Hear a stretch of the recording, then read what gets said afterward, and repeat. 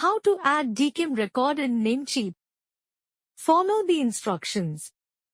Log into your Namecheap account at namecheap.com. Click on your username in the top left corner. Select Domain List from the drop-down menu. Find the domain you want to use and click the Manage button next to it.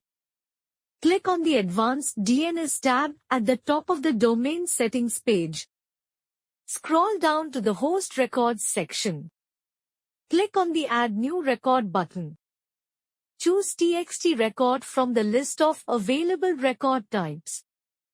Enter the selector provided by your email service in the host field. Paste the full DKIM value in the value field. Set the TTL to automatic or leave the default value. Click the green check mark to save the record and allow time for DNS to update. Thank you for watching.